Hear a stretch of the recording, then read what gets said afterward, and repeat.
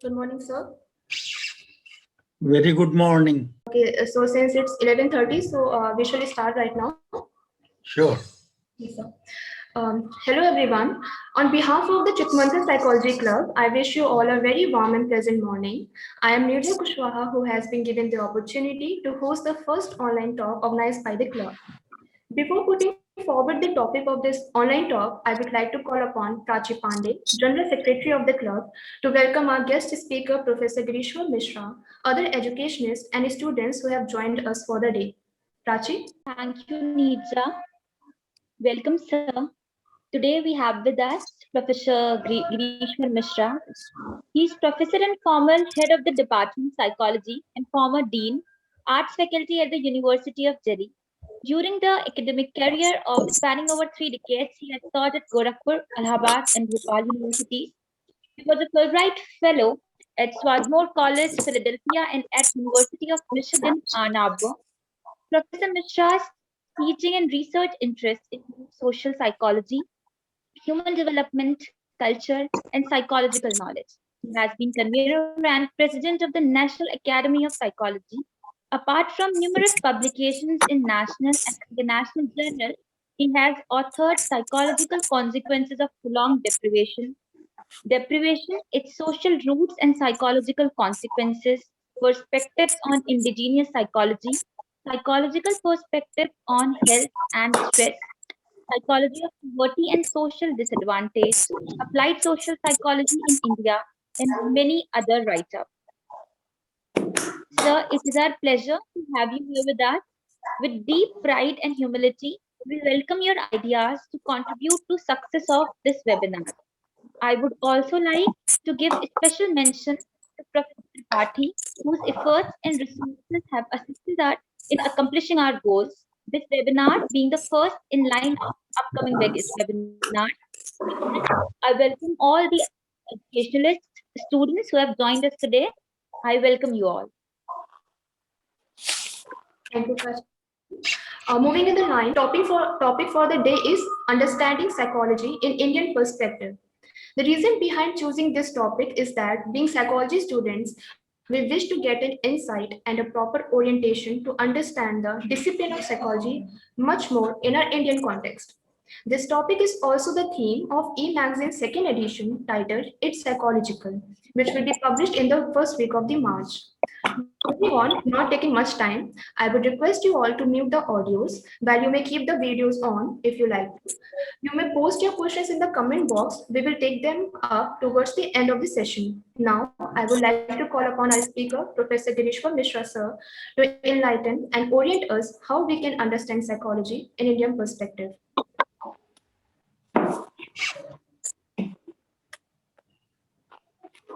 Om Sahanavavatu Sahanau Bhunaktu Sahaviryam Karavavahai Tejasvinavadhitamastu Ma Vidvishavahai. Prachi and other friends of Chittamanthan Club, I feel delighted in associating with you people. I'm grateful to Vaibhav, Professor Tripathi, and colleagues at the Department of Psychology and students who are studying psychology as a discipline.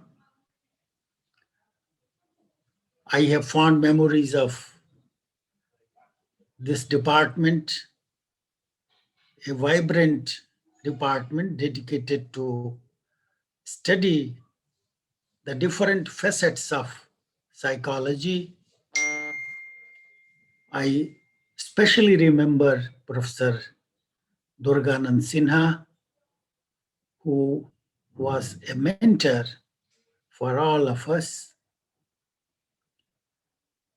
He is significant person when we think about psychology in Indian context and relating to the roots. I still remember his interesting paper published in 1965, and that was on integration of modern psychology with Indian thought. I request you to look at that, find out that article. A few years back, with the help of Professor Dalal, we put most of the important papers of Professor Sinha in a volume entitled Psychology for India, and it should be available in your library. You can find the various dimensions along which Professor Sinha pursued his search for building a culturally relevant psychology. The colleagues at the University of Allahabad have been especially trying to look at the context in which behavior takes place. And there are many aspects of psychology which have been addressed by the colleagues. So I would like to begin with express my gratitude to the colleagues at the department, which has nurtured my interest and shaped my understanding of psychology. Friends, you have chosen a very difficult topic, and a topic which is very broad in its scope. You are trying to understand psychology in Indian context, and it is with certain degree of humility that I would like to express my difficulty in locating that, because there are several streams of thought in India. The classical ideas which are available in a variety of texts talk about many, many things.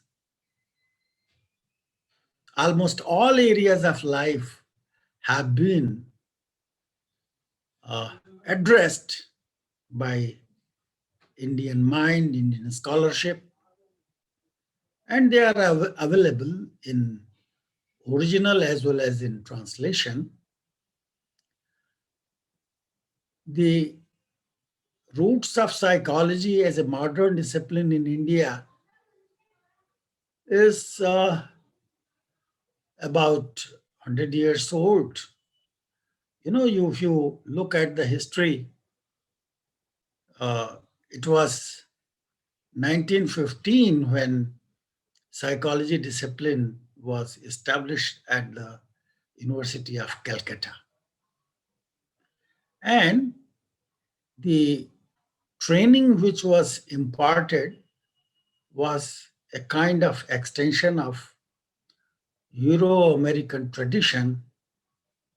The person who was trained with Hugo Munsterberg, a direct student of Wundt, brought with him a variety of thoughts which were central to the Western tradition of learning. And if you look at the course content and the way things moved, you will see that the main or the core of psychological learning and training was a perfect copy of the work which was being done in Western tradition. There is another interesting thing, that the first person who did his doctorate in psychology, his name is Girindra Shekhar Bose. And he was, you know, a psychoanalyst in his own way. He started that at Calcutta, and later on he became a famous person, professor at the university. And there is another facet of his work. He wrote a commentary on Patanjali's Yoga Sutras. He wrote a lot about Indian thought in Bangla magazines. But those ideas were not available to the discipline of psychology, which was being taught. So within the academic sphere, psychology which grew, which was nurtured, did not allow entry of these Indian ideas. It's a very difficult question, that how a boundary was maintained, that there should not be any kind of contamination by Indian thought.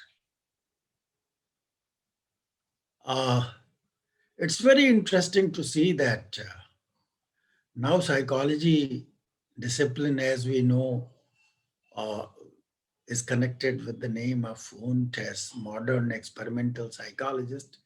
And the date is also declared 1879. So it's more than 100 years old now. In 1980, the centenary was celebrated. Professor Sinha was there at Leipzig to attend that.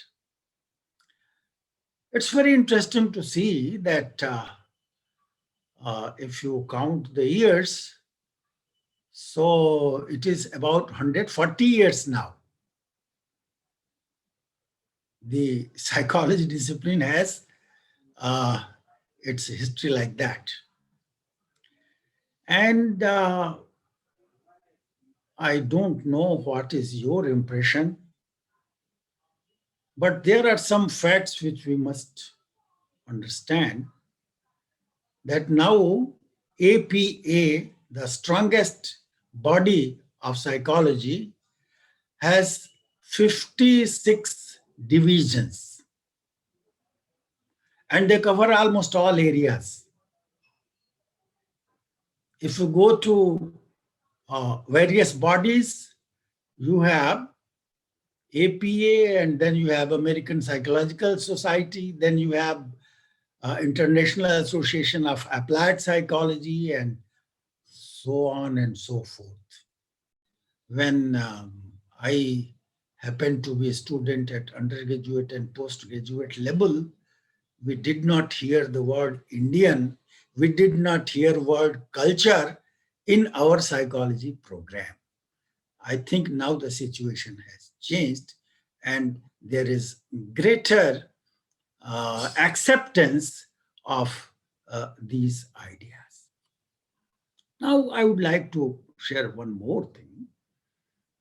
One of the students of the history of psychology is Thomas Kuhn, who wrote about revolution in science. His famous work came in 60s.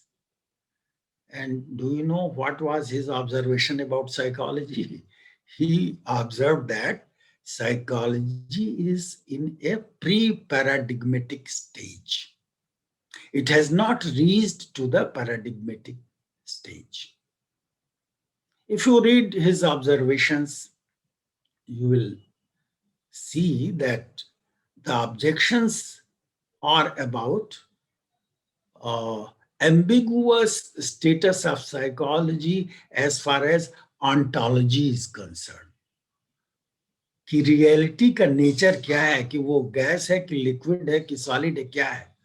What is that psychological reality? It is not clear. I think still it is not clear. Similarly, there are issues about epistemology and there are issues about values. So, if you critically look at the whole scenario, things are not very good. I'm reminded of an observation by Sigmund Koch, who happened to be a serious student of the development of science of psychology. In fact, he had edited a series. And in 90s, he wrote an article in American Psychologist by saying, and I think his words are important, that psychology is suffering from a meaningful thought syndrome. A meaningful thought syndrome. And there are many such analyses and observations, and they try to indicate the limitations of psychological knowledge. And in fact, they indicate that there should not be a science of psychology.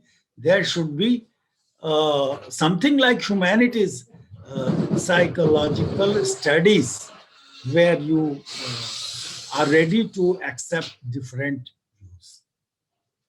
There are many other developments in political and cultural facets of life. Many countries have become independent and they are free. So after decolonization, there is a need to look at who you are and where you want to go and how you want to go. That's an important question. You know, there is an important article and note by a person named K.C. Bhattacharya. And he wrote in 1930s, when Gandhiji was talking about Swaraj, he wrote Swaraj in Ideas. It's a famous reference. You must enjoy reading that. That we need Swaraj, self-rule in the domain of ideas. But we have not made any effort in that context. We have continued with the learning and training and doing everything which was imposed by the alien, by the British, by the English in our education system, and the kind of training and learning which has been established is largely according to that design. So we don't have Swaraj in learning. We don't have even Swaraj in political domain also. There are many, many difficulties. It's not time to discuss that. But the point is that people who are thinking about it, but we have not paid attention to that. And we continued with everything. Well, now I would like to say a few words about human beings. Manushya. The Latin word is Homo sapien. और संस्कृत हिंदी में तो मनुष्य हम कहते ही हैं. And the literal meaning of Homo sapien is one who is wise, one who uses symbols. And the term Manushya, जो संस्कृत और हिंदी में हम यूज करते हैं, प्रयोग में लाते हैं, and जो ओरिजिनल इटिमोलॉजी मतलब वर्ड का जो डेवलपमेंट होता है, उसकी स्टडी जो इंडिया में हुई थी उसको कहते हैं Nirukta. That is a text written by Yaska. And I found that he says that what is the meaning of Manusya? Matva karmani sivyati. That is, जो सोच विचार करके व्यवहार करे. मत्वा means after thinking. कर्माणि व्यवहार, सीव्यति अर्थात करे उसको. Now, matva karmani sevyati or Homo sapien both involve certain degree of agency, certain degree of thought, certain degree of wisdom. We know from evolution, the Darwin's theory of evolution tells that perhaps it was unconscious. From there, gradually life emerged, mind emerged, and then consciousness is there. And well, now human beings have consciousness, and now they have motives, emotions, ideas, and they plan and they do various things. We have psychology. This evolution has taken place. Now,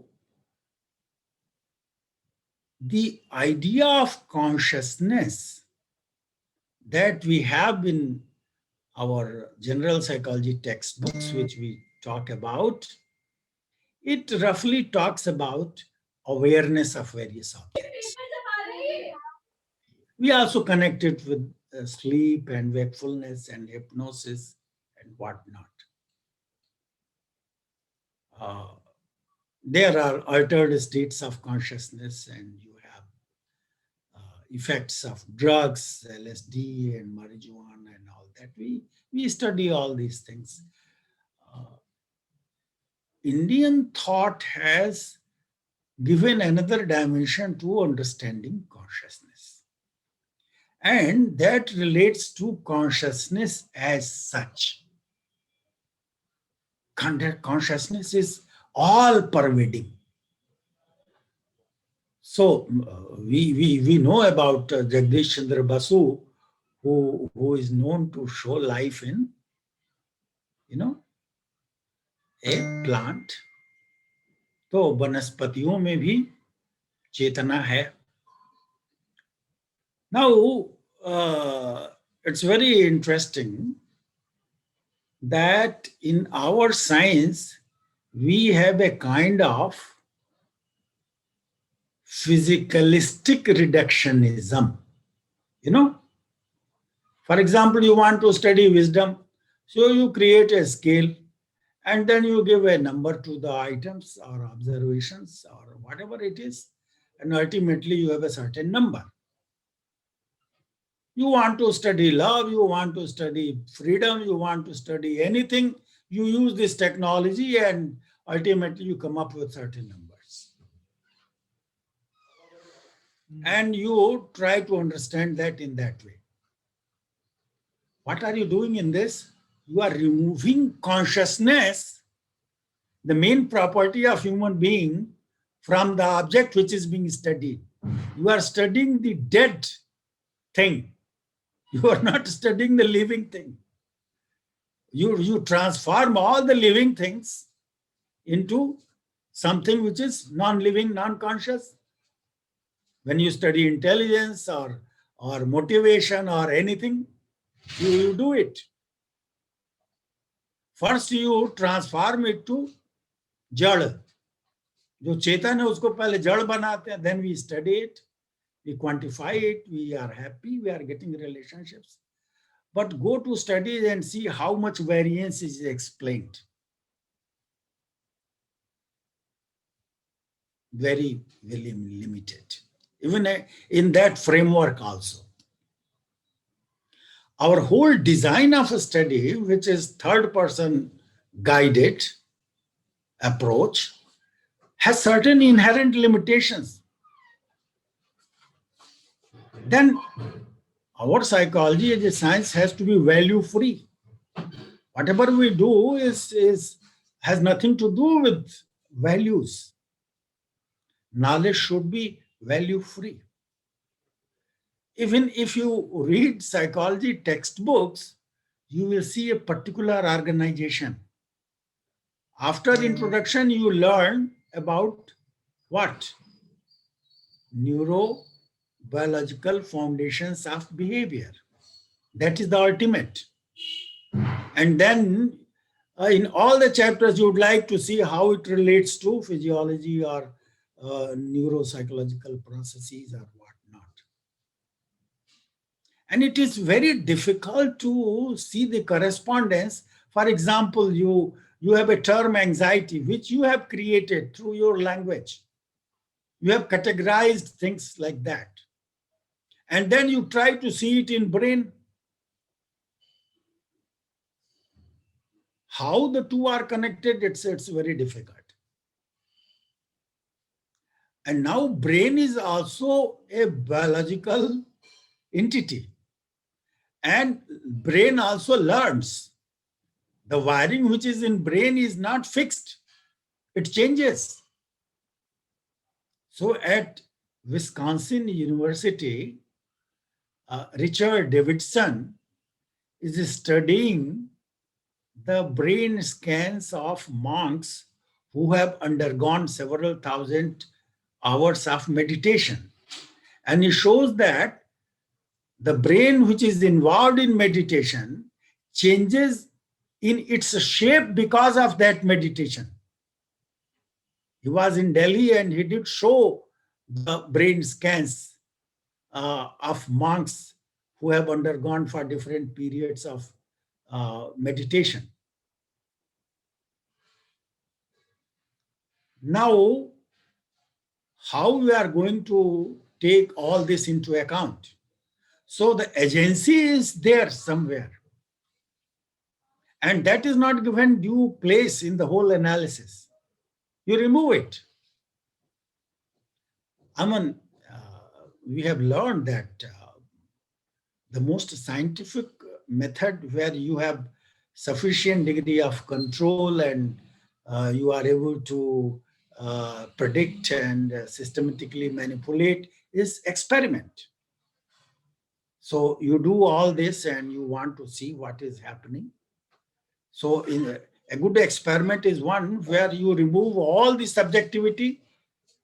So it's minus that conscious person that you collect data on motivation or वो बस यही कि जैसे खून चाहिए जिंदगी के लिए तो वैसे ही you collect data on all these variables.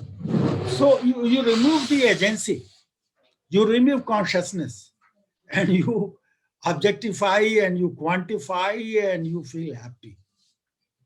Now, you have a variety of data, and I'm really worried that every day we are creating n number of concepts. And I don't know what is the exact difference between interest, motivation, need, personality, value, the terms that we have created. How do they differ? We often say that mind is what mind does. We are functional. So mind is visible in terms of the functions it performs. It's not different from that function. So I just wanted to share with you my anxieties and concerns about the kind of knowledge which is being generated on methodological, theoretical, and applied fronts. There is dissatisfaction and disease, discomfort, and that has been shared by many people. And even in its marginal existence, there are people who think that culture is basic than psychology. Psychology is rooted in cultural processes. You have one kind of psychology in one kind of culture. So the relationship between culture and psychology, I think in the 70s, a lot of interest has been taken, and gradually many people are interested in looking at how they can be incorporated. And there are many ways to do that, whether it is cultural psychology or ethno-psychology or cross-cultural psychology. These are various shades or indigenous psychology. Well, when I am using the phrase indigenous psychology, I must tell that there is a whole movement which is called indigenization of psychology. That you want to use a concept from the Western perspective and then जैसे कलम लगाते हैं ना, किसी पौधे की आम की कलम आपने लगा दी और कुछ नए ढंग का पैदा किया आपने, तो कैसे उसको यहाँ के रूट्स में अप्रोप्रिएटली लगाया जाए, तो उसकी मेथोडोलॉजी में स्टडी, उसको समझने के तरीके में, कॉन्सेप्ट में there is a lot of discussion and many of us have been participating in that कि conceptual level पे, methodology के level पे ये process कैसे हो. Now I will come to the Indian scenario, because when we talk about Indian psychology and psychology in India, these terms often create a lot of confusion. The term Indian psychology is used by many people. I think the first book with this title came in 1933 by a philosopher. His name is Jadunath Sinha, and who wanted to put the ideas about perception, emotion, and emotion. And there are 3 volumes of his work, Indian Psychology. Other volumes came quite late, but the first one came from London and also from India, and it was published in 1933. And he was also associated with Sri Aurobindo. Anything.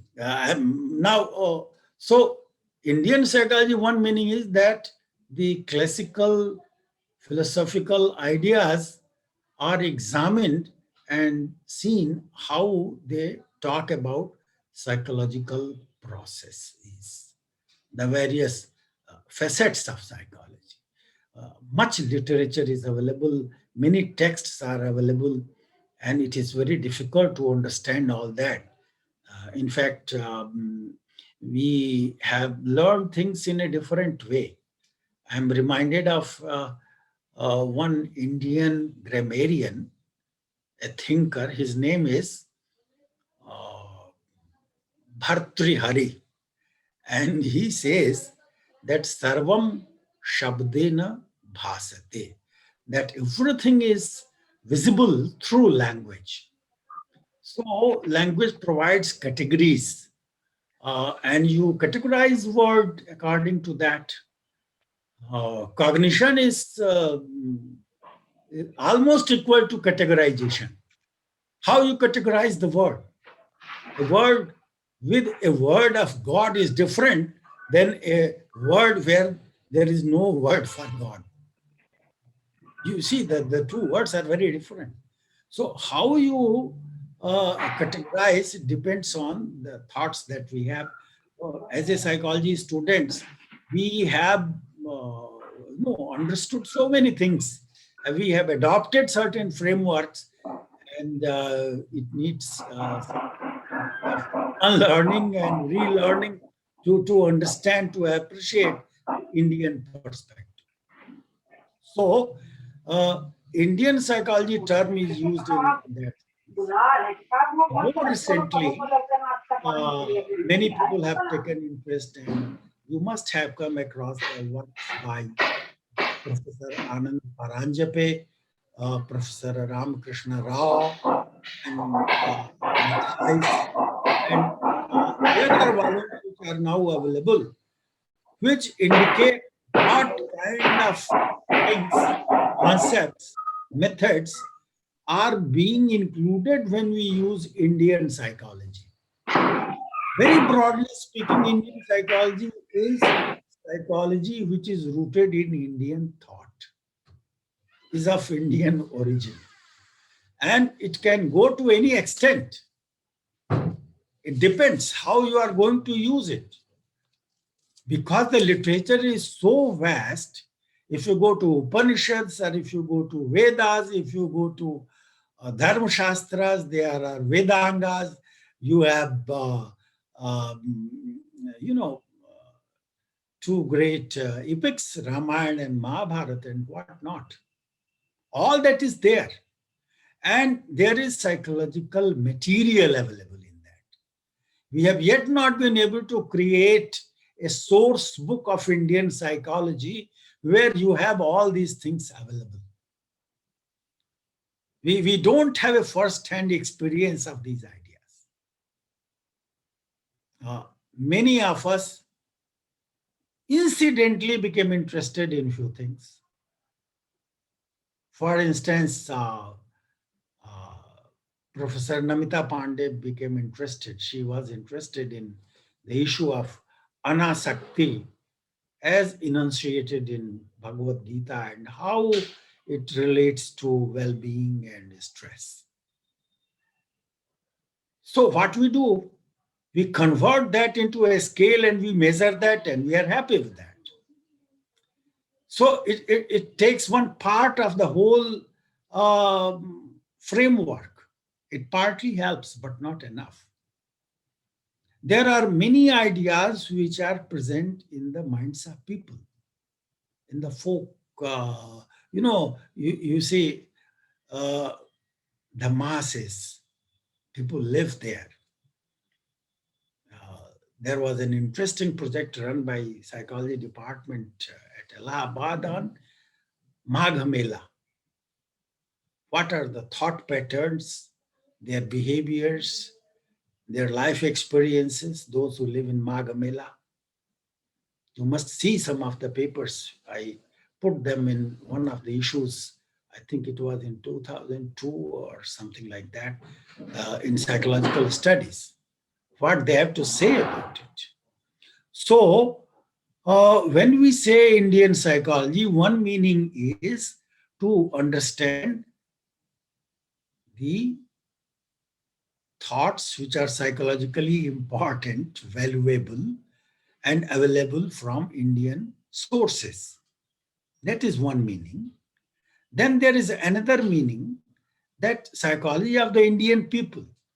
You are using some Western tests, some indigenized tests, some questionnaires which are developed in the Indian context, and then you try to figure out what are the attitudes, values, child rearing practices, and other things which are with us, and we try to figure out the pattern of life.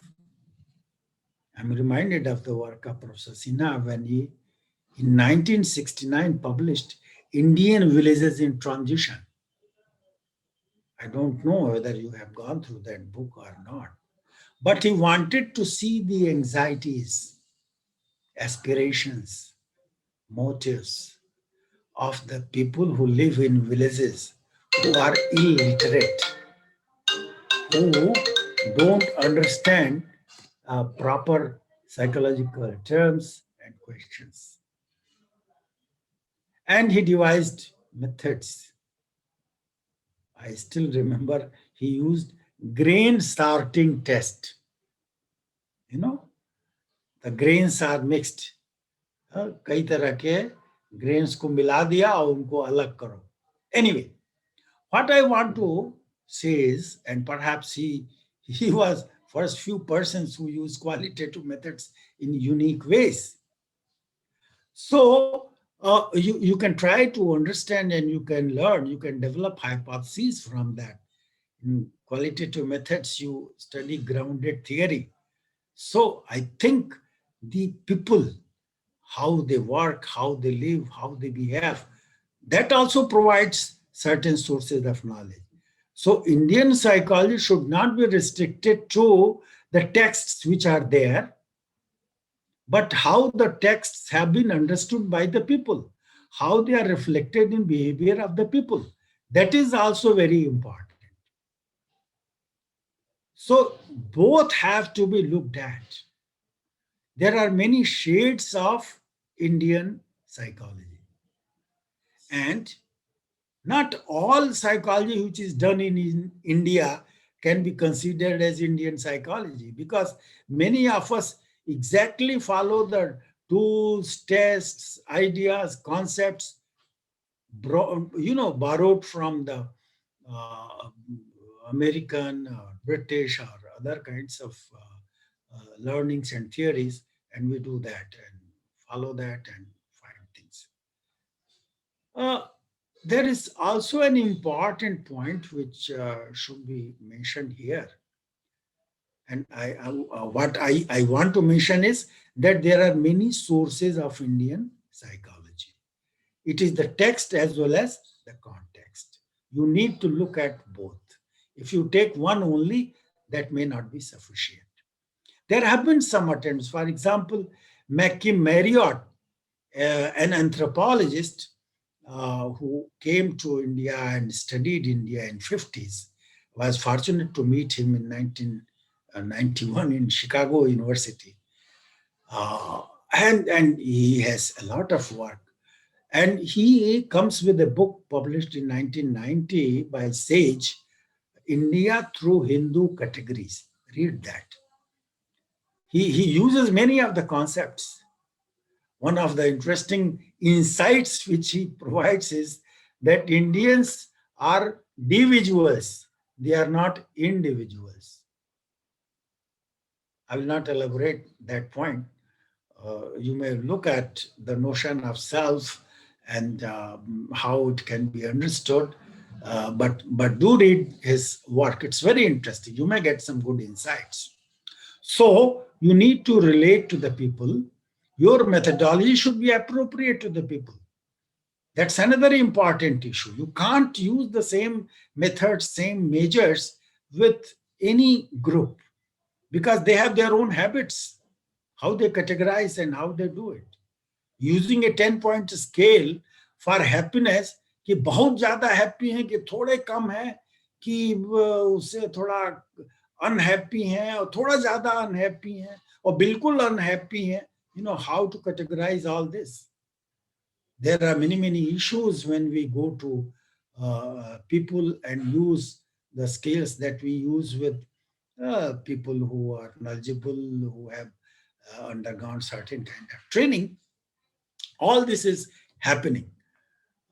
It is again a very difficult question that how we convert.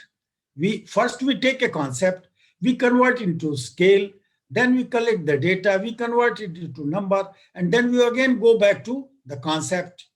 So we have a logic, a methodological logic. I don't know whether it is artifact and whether it is real or not.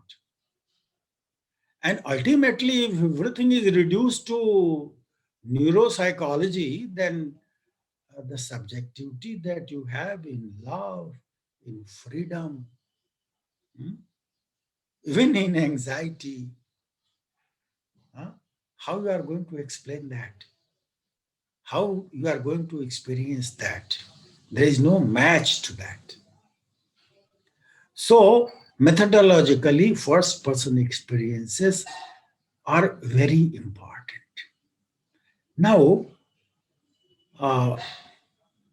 let me briefly share with you some of the ideas. I think they must have come to you earlier, but just to remind you that the Indian psychology, which comes from Indian sources, Indian thought sources, or Indian life, often considers our existence as multi-layered. I don't have time to elaborate, but you must try to explore the notion of panchakoshas. That you have an annamaya kosh, you have vijnanamaya kosh, you have, if you move further, you have a level called manomaya kosh, and then you have anandamaya kosh. Interestingly, there is a possibility of growth. Indian psychology is related to personal growth, well-being. I don't have time, but consciousness considered as Sat Chit Anand, it's not a slogan. If you go to Upanishad, I think it's in Brihadaranyaka Upanishad, and if you read Sri Aurobindo's thoughts, which he considers integral psychology, and where he talks about involution and evolution, and where he says that how you move beyond the normal mental status and go to have a higher level, a supra mind, so his system tells that your mind is not merely functional, it has an agency, that is one. And then mind is also an instrument. Mind को संस्कृत में अंतःकरण कहते हैं. And this antahkaran is an instrument, like your eyes, your ears, and that has to be refined. And that antahkaran is refined with the help of yoga. You have given the name, a beautiful name to your club, Chitta Manthan.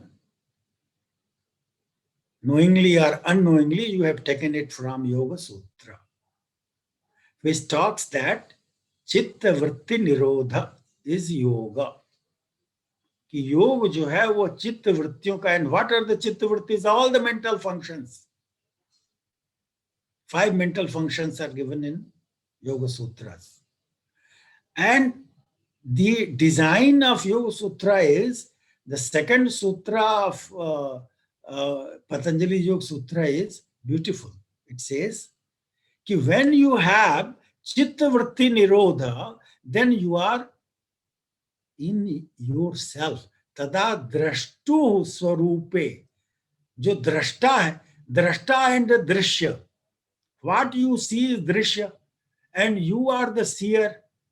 So if your mind is not regulated and controlled, then your mind will go to the objects, the scene, and you will think that you are part of the scene, but you will not remember it. You will connect all that with yourself. Your Annamaya Kosh will become you. Yourself will be conditioned to all those things. When you decondition it, then you are in yourself. Actually, the word swastha, healthy का मतलब होता है जो अपने आप में स्थित हो. And Yoga Sutra also says the same. Tada drashtu swarupe avasthanam. That you come back to in your own state. So, taking the position of this person, drashta, that becomes the goal. And how to do it? You have to do yoga. If you are following yoga, I think you will be familiar with the various steps, the yama, niyama, and dharana, pratyahar, dhyan, and samadhi and all that.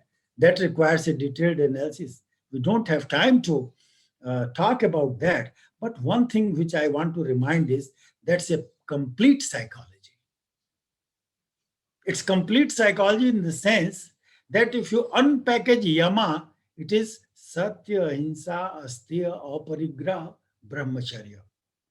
And if you go into the details of that, they talk about how you are situated in your group, in your community, in your life. There is no question of satya, ahimsa if you are alone. The question of satya and ahimsa comes only when you relate to other persons. Ahimsa means not only that you don't engage in violence, it is also to love others. Yoga Sutra is a full package of psychology. If you go into the details, you will learn it. It provides a perspective. Similarly, niyamas, and do you know, Patanjali says that yamas and niyamas have to be observed by everyone. That is, it has nothing to do with caste or creed or time or place. If you want a good society, You need to base that society on yamas and niyamas. Only then there will be flourishing society. It's not, the positive psychology which is being talked about. If you read, if you unpackage, if you elaborate, the whole perspective, how you regulate yourself. And it is not impossible. One word which is very important in Yoga Sutra, this 8-4 system is pratyahar. Pratyahar ka matlab withdrawal of senses. All of us during the last several months have been engaged in pratyahara. मुंह पे कपड़ा लगाओ, बाहर मत जाओ, जो मिल जाए उसी में खाना पका के रहो. What are you doing? You are doing pratyahara. And there have been problems, but there have been, certain gains in terms of control on your own behavior. You are able to regulate yourself. You have to decondition in some way. The conditioned self is the problem, because then you engage with all those things. Kathopanishad and Srimad Bhagavad Gita both present a metaphor of a chariot. There is an Atman, right? And there is Buddhi, and then there are sense organs, and there are objects in the environment. तो बदमाश घोड़े अगर हों, आप रथ पे बैठे हो और लगाम जो है अगर ढीली पड़ जाए तो you can go to any place, a wrong place, कहीं चोट लग सकती है, गिर सकते हैं, anything can happen. But if you have control over that, then perhaps it is possible to do things in right way. So a balance is required. And I think if you have to do reductionism, why not use Atman to as a basis where you reduce yourself, which is very broad. And at least there is one case of Sri Mahatma Gandhi, who was able to look at Satya. If you read his autobiography, which bears the title, My Experiments with Truth, if you read that, on the last page he writes that I have tried to meet, learn, have the sense of Satya. मगर सत्य भगवान के हमको पूरे दर्शन नहीं हुए, कुछ झलक मिली है, and I have been trying to do that. My life is for that. And he not only decided, he tried to practice that Satya is not the name of God. Satya itself is God. Satya, he Ishwar hai. That was his realization. I think there are many things. If you read in Yoga Sutra, the yamas and niyamas, they were the principles which were observed in the ashramas of Gandhiji. They are still written there, and one who lives there has to observe that. So, broadening the idea of self, more holistic, more inclusive, and value loaded. It's Satyam, Shivam, Sundaram. Very attractive ideas. And it is important to see that the idea of Atman, which provides a basis for life which expands. If you really go through Gita, you will see the distinctions between suras and asuras, good qualities and bad qualities. And if you read that, you will see what are the consequences of that. The words, the categories through which you think, they allow you to work in certain ways.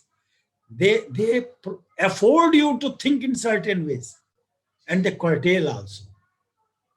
Indian psychology, which has its roots in Indian thought and Indian life practices, can contribute a lot. towards the betterment of human life and to create a world which is livable. And it also talks about living with others, with environment, with people. जो शांति पाठ होता है उसमें जल की भी शांति है, वनस्पति की भी शांति है. So how to live in a world which helps each other, and then you recognize that there is a certain degree of commonality. I don't have time to elaborate all these ideas, but if you go to Sankhya, it talks about Purush and Prakriti. Modern psychology has focused on Prakriti and Prakriti and Prakriti. And Indian psychology talks about Purush, it talks about Atman, it expands our view. And mind is considered as an instrument which mediates between consciousness, higher consciousness, and our material world. And it is also part of matter, but subtle matter. Sukshma hai ye. And it has this ability to reflect the higher consciousness and also relate to the world. And that's why it is emphasized that one should train mind, and inward journey is something very crucial. I hope that some of these ideas have created an interest in you to look at these issues in some detail. I will stop here. I hope I have completed the time allotted to me. Thank you very much for this opportunity. Thank you, sir. Sir, there are some. Sir, we got some of the questions. Sure. So first question is that as we know, both optimistic and pessimistic sides are part of our thought process. Sometimes reality is harsh, but we expect and hope for better outcomes. Why optimism always dominates pessimism? Is that default setting of a human being, or optimism is more convenient to our heart and brain? Well, there is a word called strategic. And what are your goals? What you want to achieve? बताइए.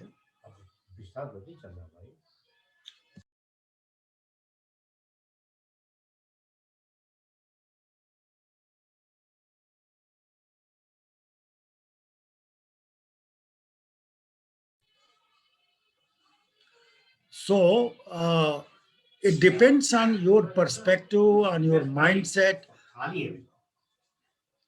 on your approach, how you want to view the reality and what you want to achieve. What are your goals? You have to be clear about that, and then you can choose. We talk about Purusharthas. We talk about Dharma, Arth, Kama, and Moksha. These are very broad life goals. You can put all the needs and pursuits within them. But I would like to just mention that Vidya, pursuit of knowledge or earning money, all these things have to be done. Kama, Dharma, Artha, Kama, and Moksha.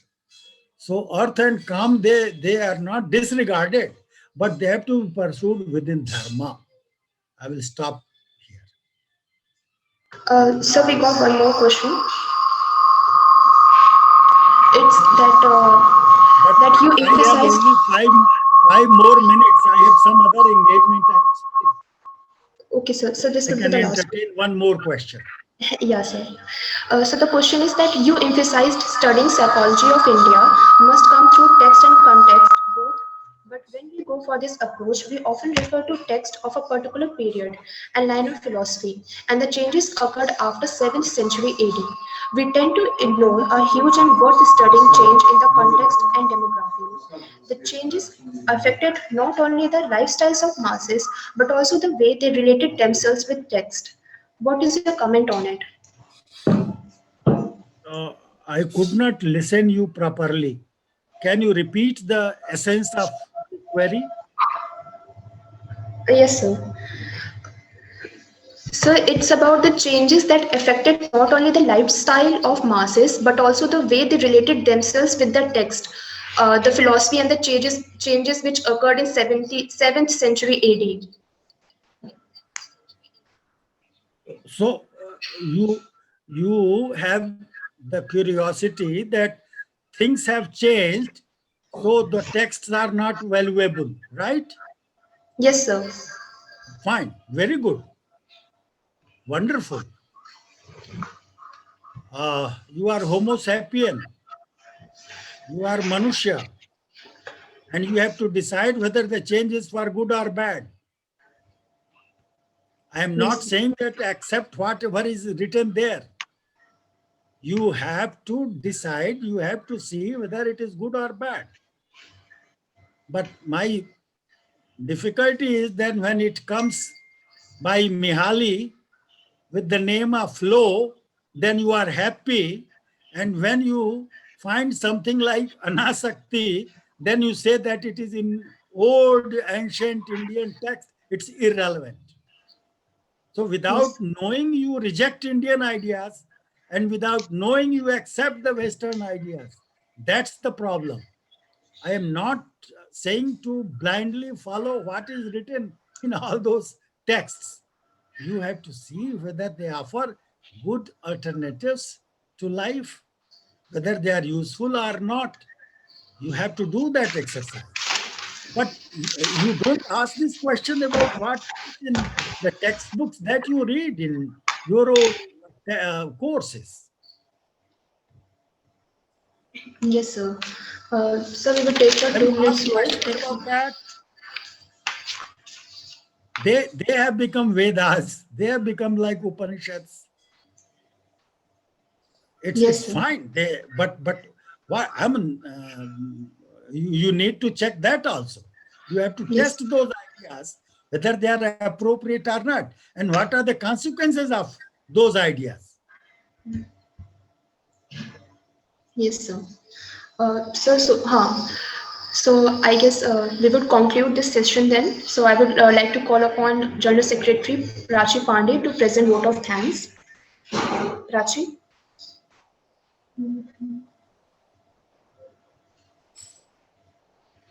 पीछे एक और Thank सवाल you है so वो much, पूछो sir. ये तरह पूछा है सवाल सवाल कर पूछो सर का टाइम नहीं है ज्यादा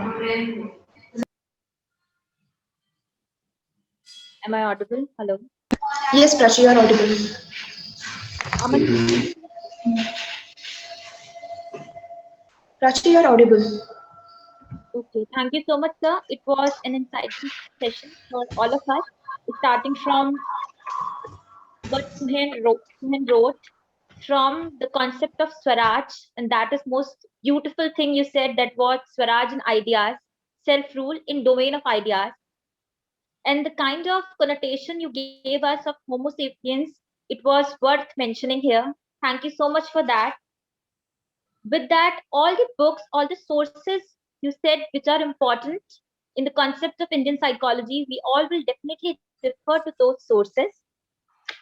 And the last thing that you mentioned from Mahatma Gandhi's My Experiments with Truth, his autobiography, the concept of Satya, that Satya, it is not name of God, but God itself. I think these are some most valuable things we are taking from this session.